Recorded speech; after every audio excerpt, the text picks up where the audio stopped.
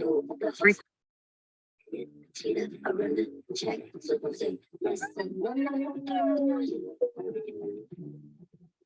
so excited. I'm like grounding into this moment right now. How are we? How's everything going? My cutie little patooties. I'm so excited to talk about boundaries today, especially because, as life would have it, these growth portals. I was just telling Dawn in our mastermind about this, right? I just realized I don't have my earrings on, pickles.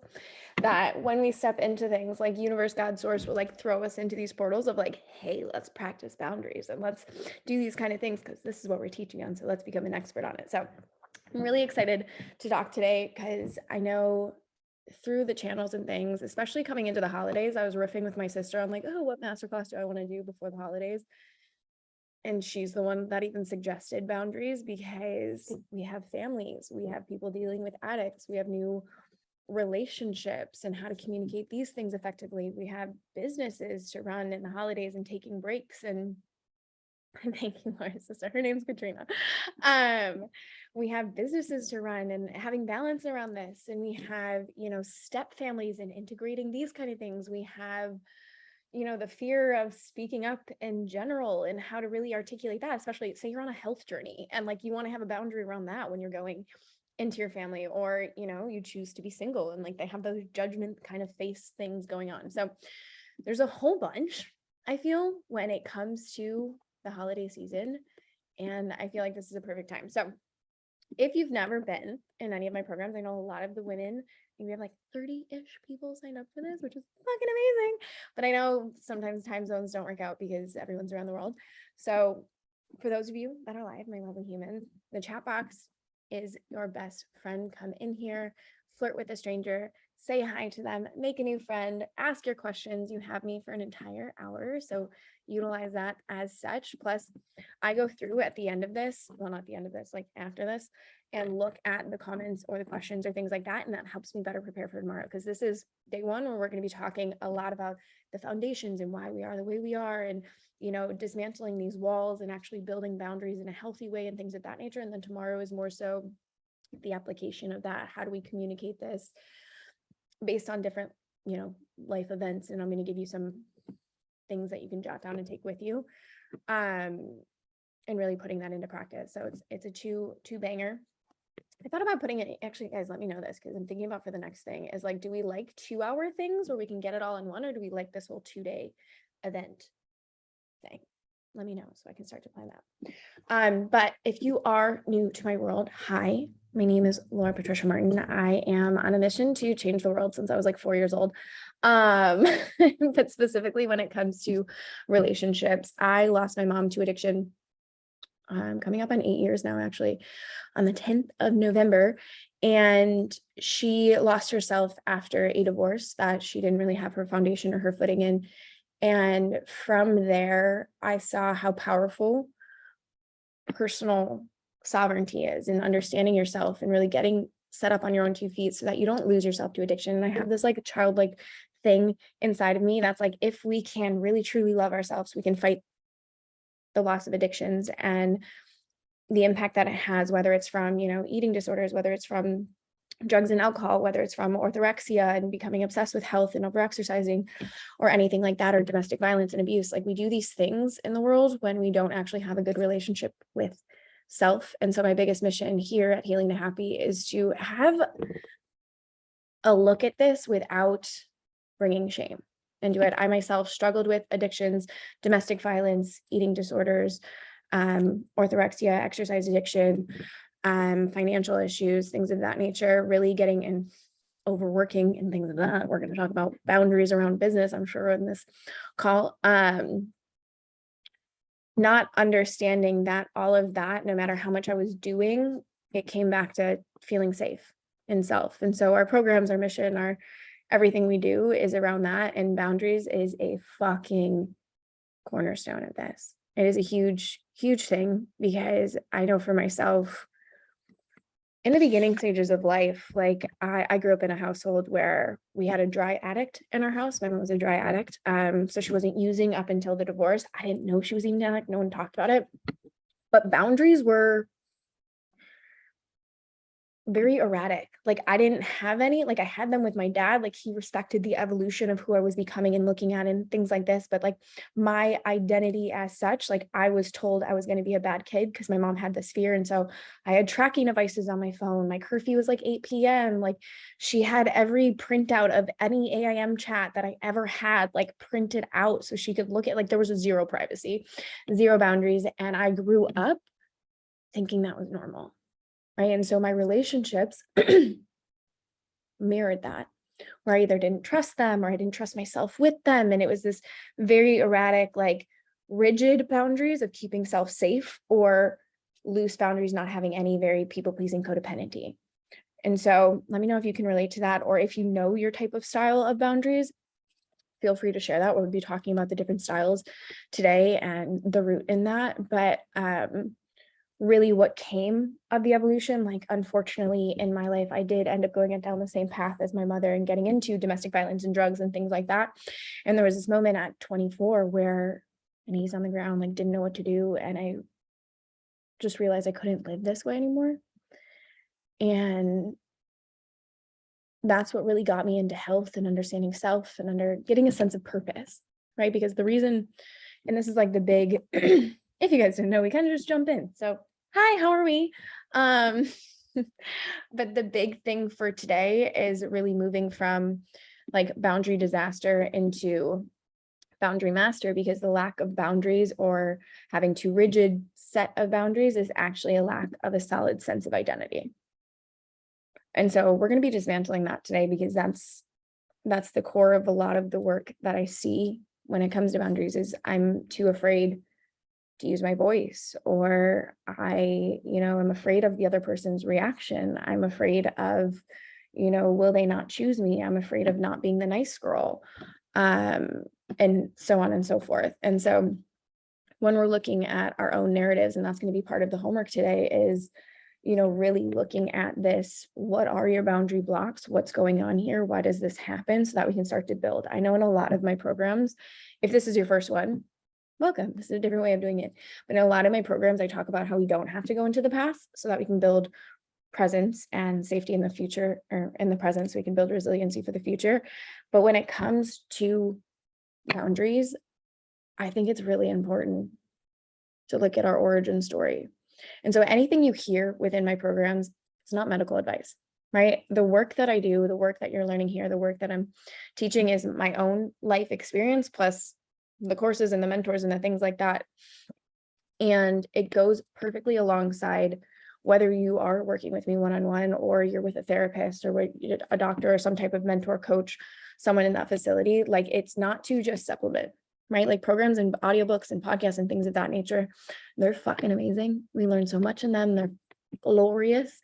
But they do, it's just a supplement, right? And so you may be, perfect time of year to start of Scorpio season.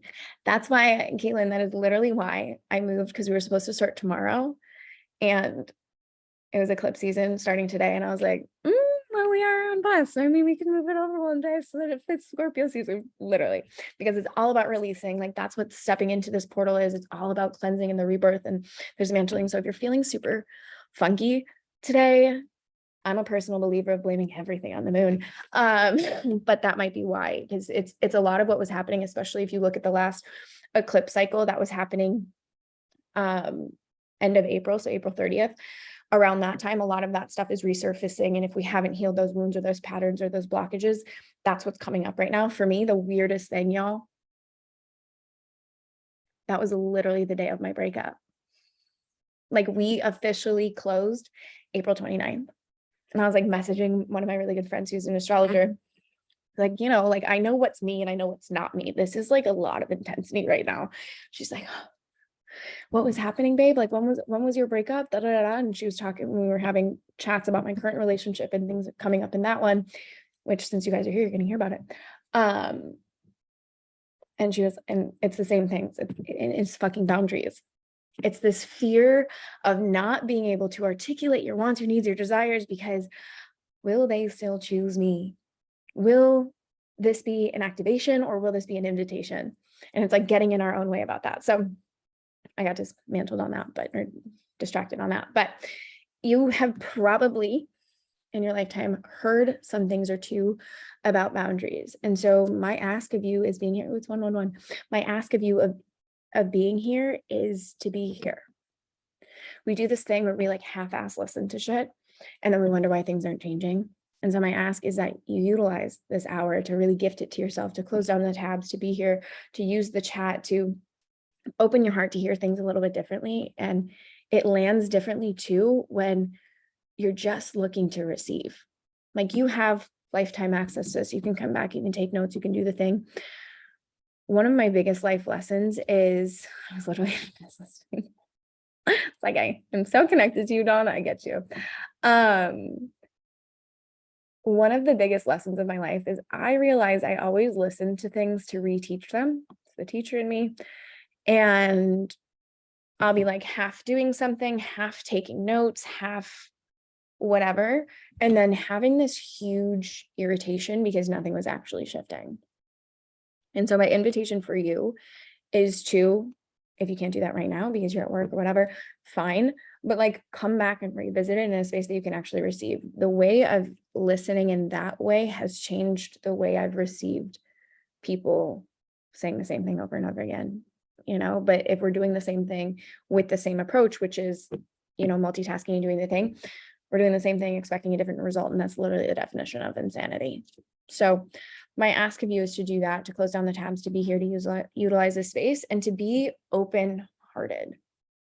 Because sometimes when we're talking, and again, if you guys could see my notes, like there's so many notes, but I usually just end up riffing in here and then getting irritated at myself because I didn't follow any of my notes. And a lot of the things we talk about are a little intense. It can be intense with a lighthearted thing, because again, there's neutrality around trauma, at least in my world, that's what we try and do. So I do talk about things like domestic violence or eating disorders or sexual assault, or a lot of like family wounds is something I'm going to be talking about inside of this container, relationship wounds, communication styles, just because that is where I have learned boundaries, is from my family and my relationships, because we learn from the people closest to us, and that's usually who we take it out on. And so if those things are an activation for you right now, I trust you. I trust that you are a strong human being, but I do like to emphasize with that, but you're responsible for your own emotional well-being at the end of the day. So if it's too much, close it out. Like you are always open to leave. There's this thing that we always talk about in trauma, or when I'm in my healing circles or whatever, and like people are like, oh, that was so intense. Like, what am I doing? And it's always the question, like you always have the option to leave. And whatever, and like take this as your first code. This isn't even in my notes, but take this as your first code for boundaries. You are always able to leave. Kindly and respectfully, but you are always able to leave. You always have a choice.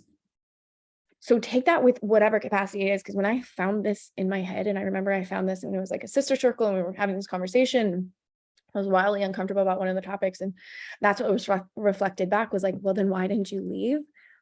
I took that into dating. I took that into my sex life. I took that into sitting at the family table being like, wait, I don't actually have to do this. And there's a kind way of doing it. That's what tomorrow is all about, is like, this actually isn't serving me, so I'm going to remove myself from the situation, but I love you guys. I'll talk to you later. Like there's different ways of doing it. So we're not personally attacking, thinking we're on a pedestal, but you always have the option to leave. So I hope that clears things up.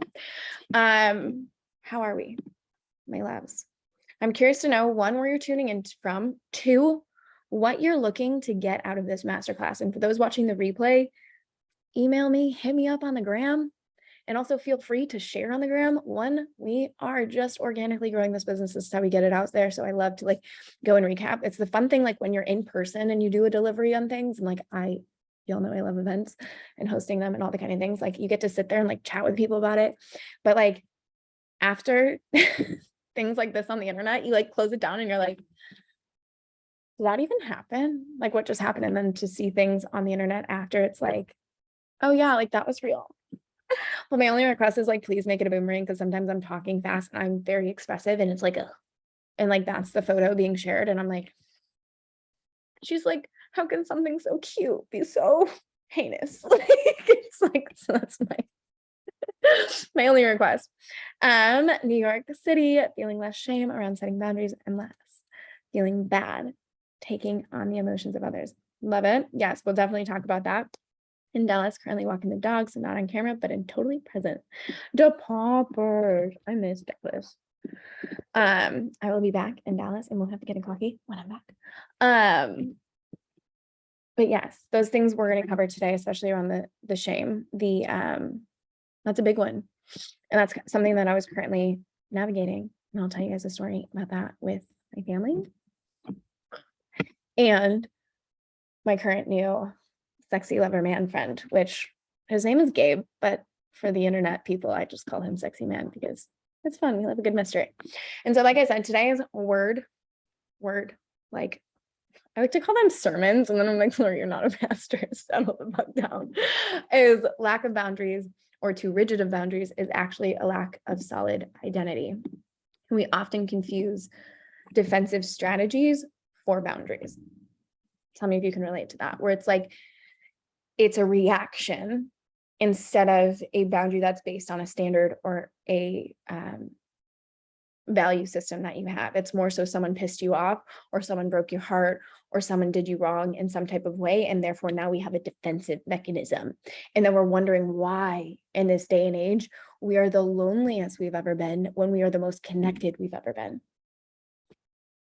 And this goes back into the seductress when I was talking about that, is like, which is the masterclass we did last time, where it's like the whole problem in dating culture is we build up these walls. This is the same thing in boundaries, is we have this defiant aspect that I see in a lot of people, myself included, where it's like, I don't want to be hurt like that again. So therefore, I'm going to build up this wall of protection. And then we get irritated, we get lonely. We don't understand why people are irritated with us or why they just won't respect my damn boundary and whatever the heck comes out of your mouth is really at the root when we're doing defensive strategies, because we don't actually know who we are and what we want, what our needs, our wants, our desires are. And so instead of actually building boundaries around that and what we want to call in from a place of abundance, we're going from a place of lack. We're going from a place of, I'm afraid I'm going to get hurt again, and therefore I'm going to build these modes of protection, which is a reactive state.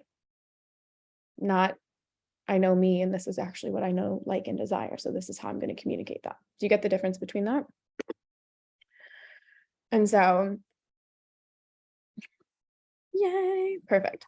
Let's look at the boundaries definition. I love doing this. Like every time I name something, anyone ever does master classes, I love to do this, being like, oh, why did I intuitively get that hit to name something? And then I want to go and I look at the definition of it and I'm like, oh, that kind of makes sense. And so boundaries, a line that marks the limits of an area, a dividing line, a limit of a subject or sphere of activity. I don't like any of those actually, but I did read this one where a boundary is a limit or space between you and the other person, a clear place where you begin and the other person ends. The purpose of setting a boundary is, of course, to protect and take good care of you. And that's from Parkview Student Assistance Program. No idea what that is, but found it on the internet. But I really like that one because boundaries are your personal rules of engagement. They're like your personal instruction manuals to the world. They help you feel seen and all these kind of things. And so when you start to feel unseen or unmet, or the core of boundaries being broken, resentful, like that's when we know it's no one's fault but our own. And I don't want that defenses to go up because I said that. It's literally, you are writing this instruction manual of how people treat you.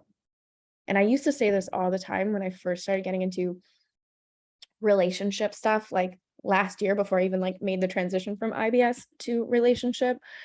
But how you treat yourself, how you model what your standards are, how you start to really identify yourself outside of what you think you should be doing, but like you truly knowing to your core, that's how other people are going to mirror back to you. So if you're someone that is always saying yes, if you're someone that's always, you know, I don't know, people pleasing, if you're overinvested in other people's happiness and overinvested in their success, this happens a lot when you're a coach. If you're overinvested in, you know, what your family's doing and how they're going to be succeeding, and just living in this space of like not knowing how to differentiate between them and I, that's where we look at, okay, so what is my instruction manual here? What's going on? And so just like any foreign language though, like I hear one too many times with clients is like, why am I like this? Again, going back to like, Dawn, what you just said, like shame. There's so much shame when we like can't not say no. I used to have this conflict with myself when I was going through CODA and I was doing the 12 steps and I was like trying to navigate a trauma and like I didn't understand like how I was addicted so heavily to a person, and I would have all this shame because I couldn't say no. Like it was impossible. Like no matter, like I did crazy things. Like I was selling drugs for someone. Like the whole self-abandonment thing, like that's what hurt. And then it was less extreme in my last relationship. But I remember when going through that breakup, yes, of course it was the relationship, because I was very much in love and other kind of things, but it was also the identity and the awareness of the self-abandonment that happened within that relationship. And I truly don't think we're ever going to get that right. Like, and there's this whole misconception around boundaries as well, which means like, oh, I'm not going to be attached to another human being. And we live in this like wounded feminine era right now where it's like we're emasculating men and we're not, wanting to get involved with other people, and we're not wanting to connect with other people because let's keep, ourselves protected and resistant, whatever. That again, we're building up these walls and we're lacking this connection because fear, right? And then wondering why we're so alone, and wondering why, if I'm building out the instruction manual of my life and I'm setting the standards of my own life, but I'm always looking externally for that validation or that belonging or that sense of being chosen, what am I really doing? And I remember feeling that in every relationship, being like, am I going to get this right? But really at the core of it, and what I'm learning now more than ever, is there's healthy ways of having attachments that has healthy boundaries. There's a different way of, let me be the good girl, so therefore I'm chosen, so that you stay with me, so that, I was raised in a household where my father always said like honey over vinegar. And so I just was quiet, and then I became the rebel, and I was very angry at everyone. And we're still navigating reprogramming that because that's so fun.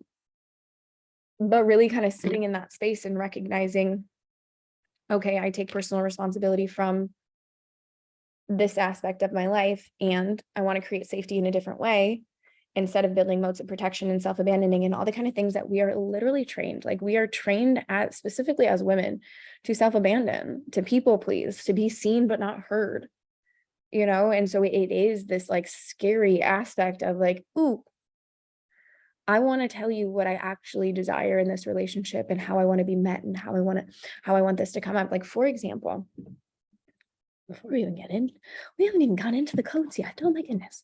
We might go over in time. For example, like what I was navigating recently with this glorious new man that came into my life, and oh my goodness, but like we have different communication styles. We have different love languages. We're different. He's different from every other man that I've ever dated, because that was the fucking plan, because the other ones weren't working. And by the time, so I just traveled around Europe for the last 2.5 weeks with my little sister. It was fine. Communication was fine. Felt closer than ever. And then I got here, and it was like this inconsistency with the communication. And in my head is this process of, I don't want to be that girl. I don't want to be the bitch. I don't want to be needy, especially because my last relationship, it was like, you want to talk about everything? Like, why do you want to talk so much about our relationship? And da da da da. And I'm like, talking once a week about our relationship is actually quite fucking normal. Just for anyone out there that is in that space, it's very normal to want to talk about your relationship and do a weekly check-in. It's not a lot of work. But I had that belief in my nervous system. I don't want to disrupt the system. Because what if he doesn't choose me? What if he pushes back? What if all my little chicken nugget brain went crazy? Because here's the truth. Although I teach this, I'm still very human. And I have insecurities and I have relationship stuff that's happened in the past. And I have the tools to move through it. So I let the human moment fucking happen. I didn't act on it. I didn't make it mean anything about me and that all my work was going back and I can't teach about boundaries and like, no, I didn't let any of that happen. I literally let myself have a little fucking temper tantrum, which is something we talk about in Sacred Singlehood, where it's like that sacred rage and the emotional expression and all the kind of things, which by the way, Sacred Singlehood is on Early Bird. I will talk about that at the end. So don't be surprised when I talk about that at the end. And it's just like this emotional release. And then I did the scary thing. The one chicken nugget second of discomfort of saying, hey, babe, my needs are not being met in this context here. I know that this is something that you've said is how you communicate, but something I really value in my life is consistency. And if I can't have consistency, then maybe we're just not on the same page here. Send. It's like, I'm so scared. It was like 6 a.m. Like, I don't even know, which didn't follow my own rules on that one, but we'll talk about that tomorrow. Sent it. Instantly got a phone call. And I picked him up from the airport and then we had like a 7-hour conversation around this. Because that is my blueprint. My blueprint now is to call someone in that can hold that.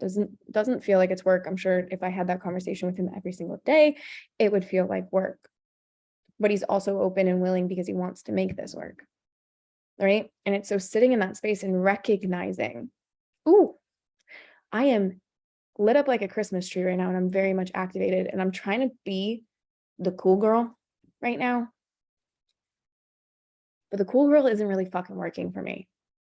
And I don't really want that to be something because I'd rather right now be the time that I tell you my needs, my wants, my desires, my boundaries in a healthy context, not pointing the finger. Again, we'll talk about that tomorrow.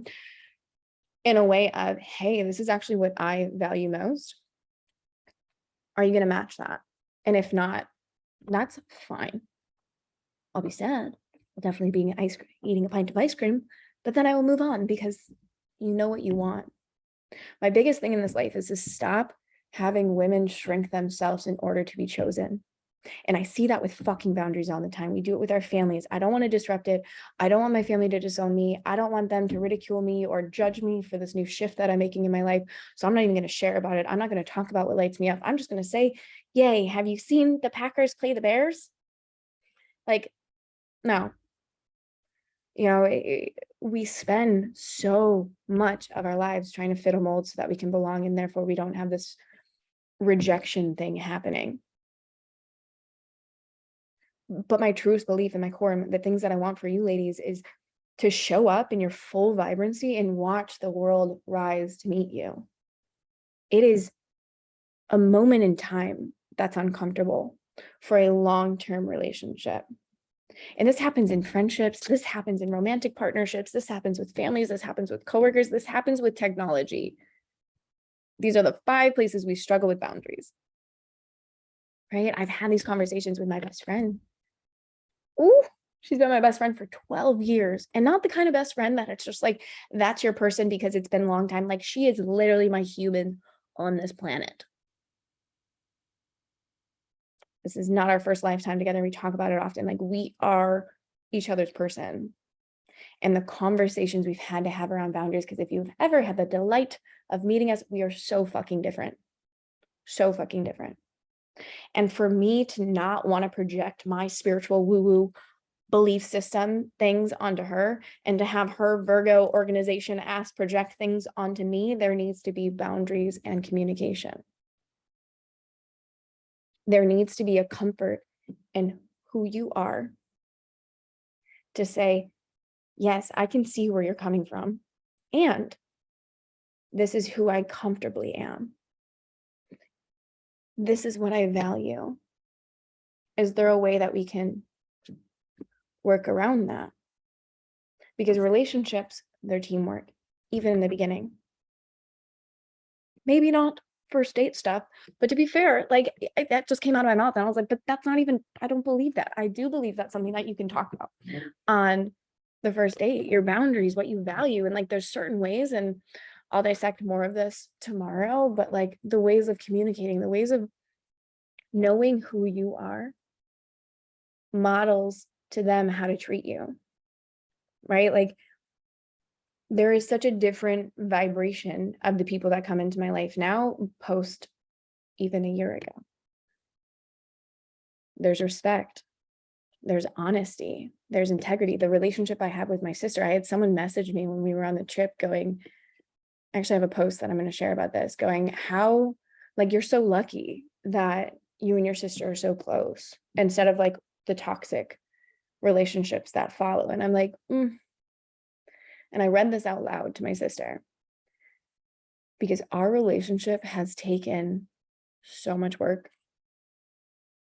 Our relationship, she's not even technically my blood sister. We're by marriage. And me and her mother do not get along. And her and I have had to sit down. We check in on our relationship. We have these conversations. We realize the different love languages, the different barriers of entry, the different boundaries we have to set. We make it, because at the end of the day, your family is your choice. But we cannot control other people. But if someone wants to meet us there, that's where that whole aspect of that I talk inside of Sacred Singlehood, of like becoming a living sanctuary, becoming the woman who can hold that space, can have these standards, can have these needs, these wants and desires, and not do it in a way of defensiveness. Like, you hurt me in this way, so therefore this is my boundary. You can't come here. You can't do that. You can't have this. That's not a boundary. That's a pissing contest. A boundary is, I value my alone time. I value family. I value freedom. So how am I going to construct my life around that? And so you can start to look at these things and side of it. And the thing that always comes up and is fresh is, why are setting boundaries so hard? Or maybe you're the type of person where it's like, I set my boundary, and then people push me, and then I forget about my boundary. And then I'm pissed. And then I have some margaritas, and all of a sudden I'm yelling nonsense at the people I love most. Or, you want freedom and expression and to say what you're working on and say the cool things that you're studying and things like that, but you want to be accepted.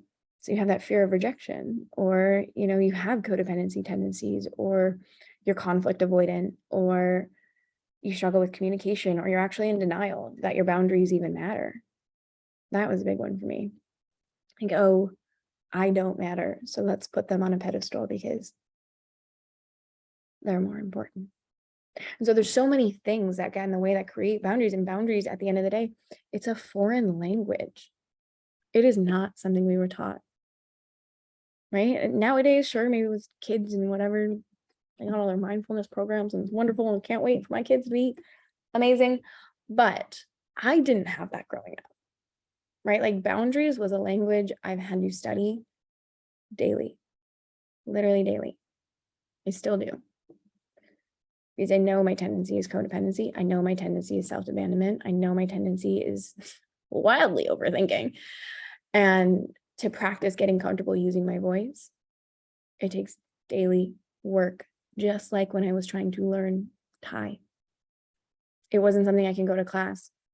I tried to go to class like once a week. I'm like, this is fabulous. I'll somehow learn a fucking script. Like, if you guys have ever seen Thai, that's Thai.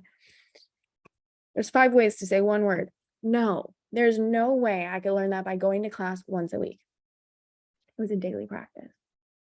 Don't remember much of it, but hey, it's a daily practice. And so there's no shame in the fact that, I mean, there's definitely, the shame is alive and real, but like, I'm not playing into your narrative there. That's the story you want to tell yourself, because you just haven't learned the language yet. You haven't learned what your identity is, what you value, how to communicate it. That if someone rejects you for you setting a boundary, that's more of a them problem than a you problem. There are different ways of communicating. You can keep trying different outlets pending the person. And we're going to talk about that tomorrow, like when to set a boundary, when to not, when to abandon ship, all that kind of stuff. But when you really practice this stuff, everything changes. Everything. Like your nervous system can breathe a bit, because at the end of the day, your reality, this current moment in time, whatever is happening for you, is a reflection of what's happening internally of your nervous system. And so if you can look at it through that lens of like, where can I lean in and learn here? What lens can I take for this fear of rejection, of this, going back to like what I said with my partner and the thing coming up, and oh my God, I'm afraid to stick my boundary because I don't want to be needy. I don't want you have to call me every day. It's such a stupid thing. Not for him to call. It's just like those feelings in my body, they feel so silly, because it's like, of course, these are things that you want, but they're so real and alive. And when you can sit there and go, oh, but why is this coming up for me right now? What part of myself has not been healed yet? And how can I start to look at it through the lens of love and compassion, right? There's this aspect of shifting your patterns where it goes from awareness to understanding to disassociation to reprogram. And the awareness piece is, what is this? Right? Because it's emotion that I'm feeling, that's fine, but the narrative that's coming up around this emotion doesn't match, right? And you can do that when you've been on a self-development journey and you have the tools and the things. You're like sitting there and you're like, I feel it. I know the narrative that's happening right now. It's very dramatic, but like, what the fuck is that? And so you start to look at it and go, okay, so I'm understanding, or I have the awareness that this is going on, that this is my tendency, that I am currently building up walls of resentment, because that's what happens with lack of boundaries, right?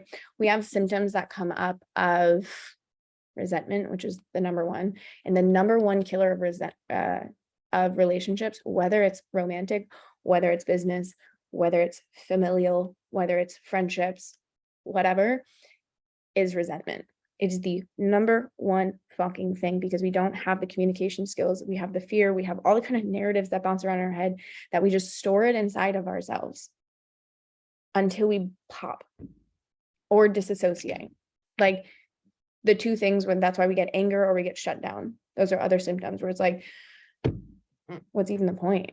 And I have felt this with my family at times. And this is literally why I moved across to Asia. And I was like, fuck out, people.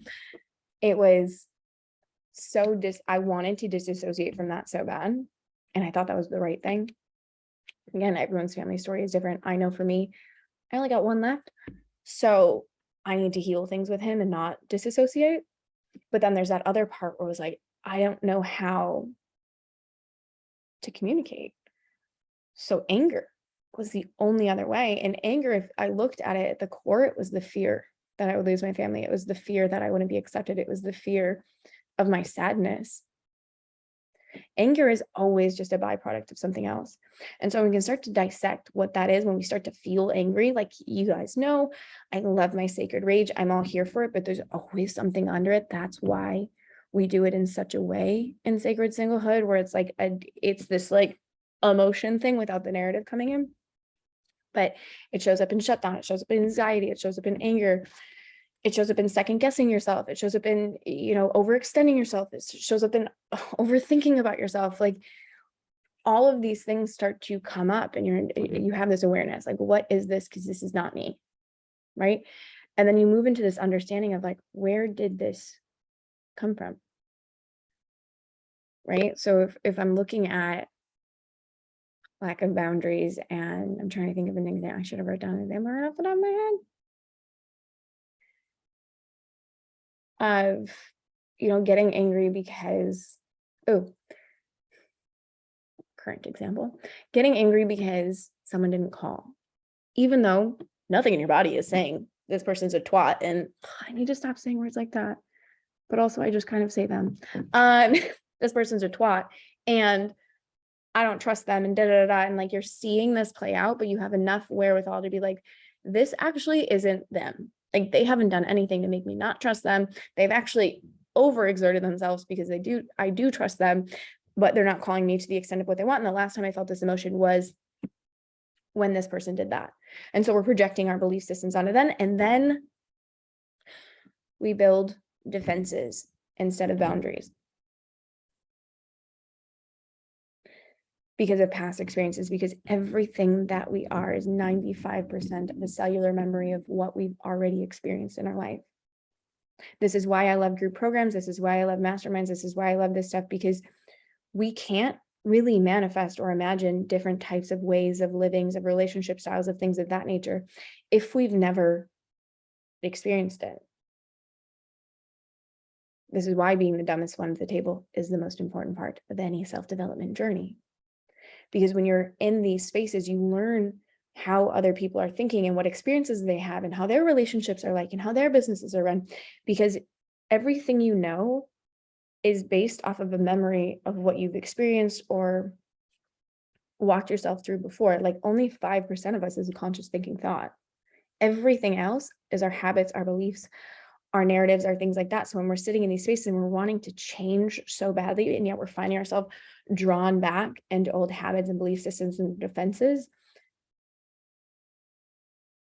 that's because it's all of our memories compiled in that space. And so it's really looking at, where is this coming from, and what is that subconscious programming? And is it 1,000% true? Is it 1,000% true that sexy man is fucking 6 women because he did not call me while he was at one of his very good friends' weddings? Is that entirely true?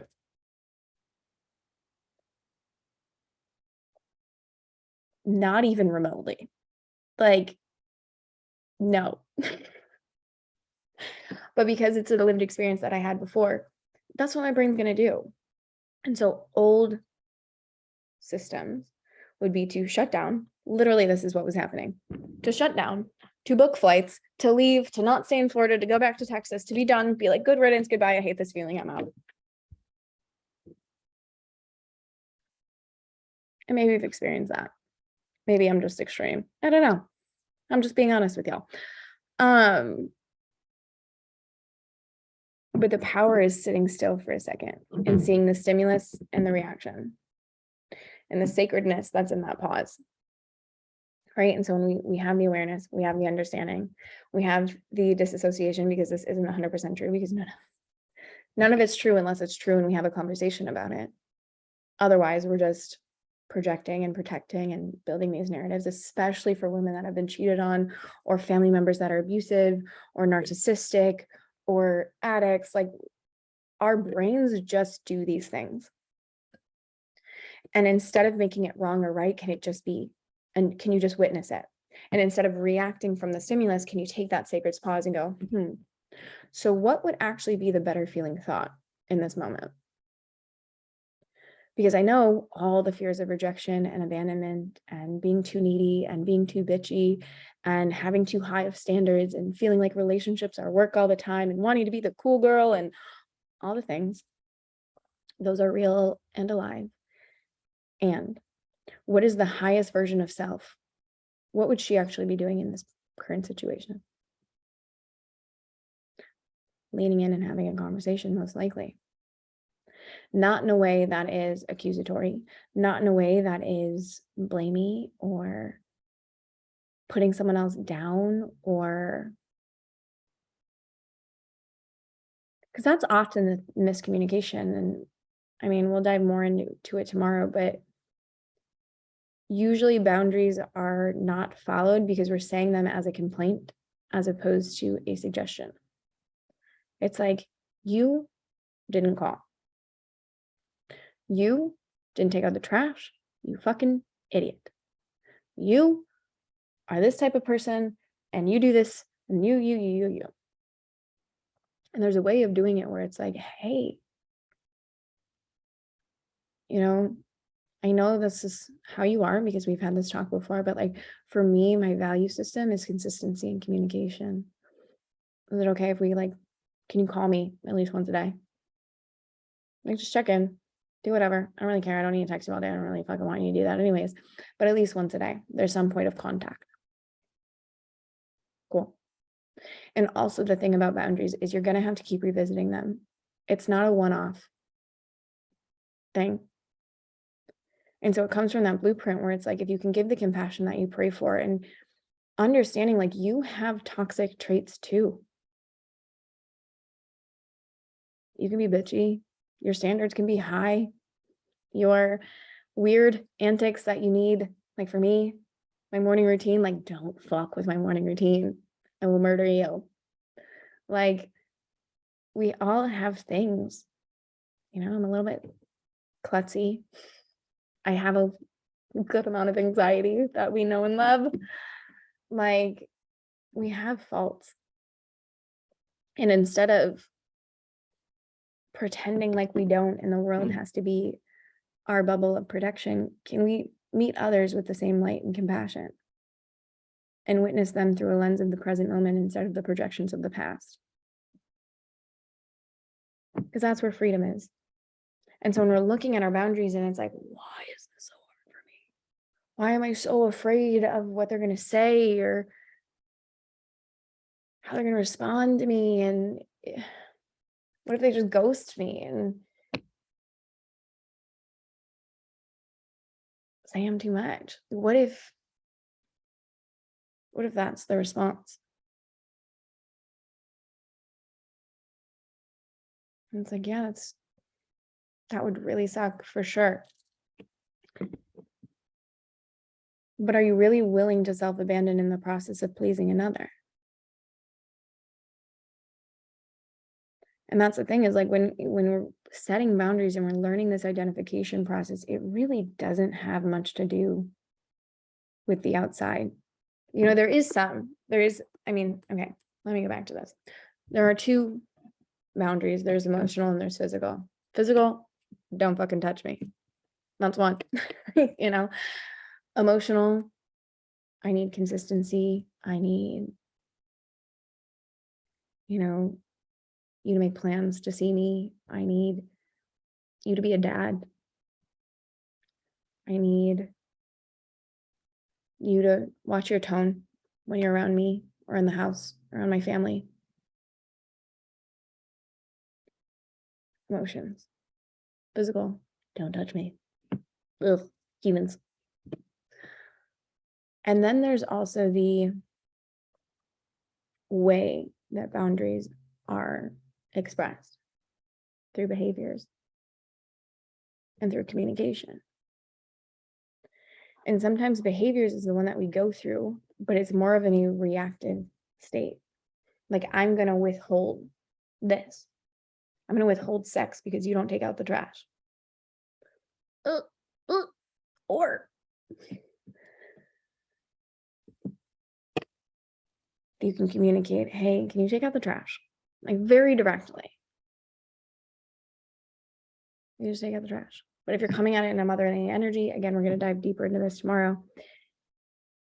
It's just the way you say stuff. It really does matter. And the way that you communicate stuff and the way that you act, right? And so we're going to talk more about that stuff tomorrow. But we have a lot of myths that I just wanted to spend today just debunking around, you know, boundaries being labeled as dramatic or too much or any of that kind of stuff, because at the end of the day, they're labeled as that. But then if you don't follow your own boundary, because you don't know who you are and what you want and what's happening, you then grow resentful. And so there's ways that you can tap in as well. I don't want to do this today. I have 10 minutes. I'm going to do it tomorrow. I'm going to walk you through scenarios, and you can feel in your body when a boundary is being tripped up, because some of us, we feel in different parts of our body. Some of us get different colors. Some of us have different feelings and textures and what have you. And if you can catch the feeling before the reaction, your entire life will change. Your entire life will change. And the point of that being is oftentimes we think we're stuck in the current scenario that we're in. Like, I'm broken. I'm going to always call people in this way. My relationship with my families, they're just always going to be that way. Or, I'm never going to have any close friendships. I'm never going to have this type of relationship. It's like, if you can truly get behind the truth that is your boundaries are your energetic blueprint. It's the instruction manual of yourself.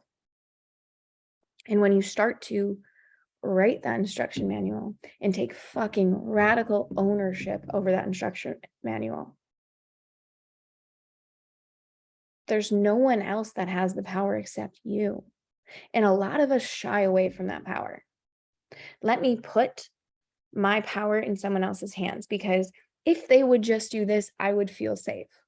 If they would just call, if they would just take out the trash, if they would just divorce their stupid ex-wife, everything would be fine. Are we really going to waste our entire life? Not waste, but spend a lot of time putting our power in someone else's hands, when you can look at, where in my instruction manual did I miss a step? Where am I not witnessing what my actual block is around my boundary, where my worry and my weight is? Because you're not at fault for the way that you are right now, or the fears that you have, or the trauma you've experienced, or the scenarios that go on in your life. You're not at fault, but you're responsible for the change you wish to seek. And so if we're going, hey, let me blame the external, and as soon as this changes, then I will be happy. It's like, ugh, can we reel that back in a bit and look at, where was I actually self-abandoning? Where am I starting to actually build defense strategies, confusing them with boundaries? And can I actually start to communicate healthy boundaries? Because the cool thing about this, and like my clients are like, when you set them in such a way, the world matches you with the right people, the right opportunity, the right places. I was talking to one of my girlfriends, Hannah, the astrologer that gave me all the insight on Scorpio eclipse season. She was talking about, she's like, boundaries are what cultivate magnetism. I botched that, but they're what cultivate the magnetism in the world, because you're telling the world who you are. Because the universe is going to do this fun thing. This is why I was saying, of course, this is what's happening. I have a wild stalker situation. I have this shit with my partner. I have this shit with my family. It's like, of course. And the universe is going to give you opportunities to go, are you sure this is who you are? And then you get to step into it, and you can take radical ownership over it and have that one chicken nugget second of discomfort for the long-term relationship of what you want to come. And from there, everything changes. And so it's not to say that the fears of rejection, or the abandonment wounds, or the fears of being too much or not enough, or the anger and the anxiety and the depression and all the symptoms that come of it, it's not that they're not real. But is there a moment that you can take in the next 24 hours before our next call and reflect on, where can I start to take radical ownership over this? Where can I start to look at the blocks that are getting in my way, and why they're there, and what they're truly saying about me? And so you're going to see this in the homework, which is, what are your biggest boundary blocks and why? Where did you learn them from? When you look at your boundaries, that's not proper English, Laura. Oh, are they blocks that are within yourself and the external world? And what I mean by that is, when we don't have boundaries with, say, technology, or work, or working out, or nutrition, sleep, that's a you problem. right? Like that's a self. And then we have problems with, or maybe we don't, but external friendships, not feeling comfortable to speak up and express our needs, or relationships and things of that nature. So is yours so more the internal problem, like being glued to this little sucker, or is it more so external? And what do you feel like that means about you? What's the insight that you have from that? And then when you say, or when you look at your boundaries, would you say that you have more of an erratic style, which is they're rigid and then there's none? Would you say they're more porous, like you don't have any? It's just like, what boundaries? I will do anything so you choose me and I'm accepted and I can sit at your table and you'll date me for a lifetime and porous. Is it rigid, where you don't really have any deep connections, maybe like one or two, but not too many, or you're unlikely to ask for help, or you're very protective with personal information and you seem detached even with romantic partners, things of that nature. Of course, I hope that's not too loud. Oh well. And then examples of porous is overshares personal information, has difficulty saying no to other requests, over-involved in other people's problems, dependent on opinions of others, accepting of abuse and disrespect, fears rejection if they don't comply with others, and or erratic would be a mix between the two, like you bounce back and forth depending on the situation and it kind of goes back and forth. I was erratic for a long time. And so that's what we're going to do. I'm going to send that in the email recap. You'll have this replay that you can revisit. And then tomorrow we have our call at 11 a.m. Eastern Standard Time. We're going to be talking more about how to embody the codes of communication or of boundaries, how to speak these at families events, how to navigate this inside of like addiction and new dating scenarios and things of that nature, and really practicing this. So that, because the thing about boundaries is like, yes, it's a language and it takes time to learn, but you can start today. And so I really invite you to just look at these, like look at your closest relationship right now and be like, am I building walls or am I building boundaries? And where do I want to start to shift this so I can actually cultivate this deep intimacy within my life and have this like sacred union, whether it's with a family member, whether it's with a partner, whether it's with a friend, a colleague, whatever. But looking at these things from an internal little scope. Do you ladies have any questions before I jump into chatting about sacred singlehood? Anything that came up? Anything you want covered tomorrow? Let me know. Let me know. I'm gonna drink my water. How giant this fucking water is too. Wild. You're welcome, my dear Dawn. All right, my babies. And then for you ladies and anyone watching the replay, Dawn, I know you know. Sacred Singlehood is on Early Bird. It's going to be on Early Bird for the next 48 hours, which is our signature 3-week program. All about this. There's only so much I can get inside of boundaries here, but what we're covering there is really getting into your interdependence. So we do this wounded, I'm independent, no one touched me, whatever space, but there's a trauma-informed way of healing your heart so that we can actually dismantle the defense systems that we put up after heartbreak, whether that is a romantic partnership, whether that's family, whether that's friendship. Like when our heart breaks a little bit, we build up these defenses and these coping mechanisms, and we carry those into our next relationships, and we wonder why these patterns keep repeating themselves. Sacred Singlehood is the shift of that. It's what I wanted years ago when I was leaving domestic violence, and that's kind of what birthed this, and how we can actually shift our patterns so we're not a victim to our circumstance. And so this is our 3-week program. This is our highest level program. Right now it's $777. Payment plans available. And then we also have a heart healing bundle, which I need to open this up because I'm not even quite sure all the things we have inside of it. And this is going to be an automated thing for, you have 10 hours of training. So you have unattached, fuck codependency, bounce back from your breakup, and then you'll have access to the live program that's going to be happening in November.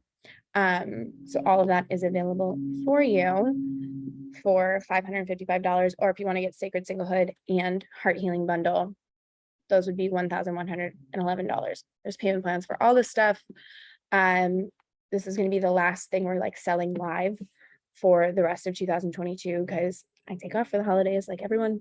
And then everything else will be getting, our prices are increasing because there's more people coming in and there's more value and things of that nature. And things are going to be up leveling and shifting and memberships and all that kind of stuff coming. So if you're interested in joining our world, if you want to hear more, just reach out.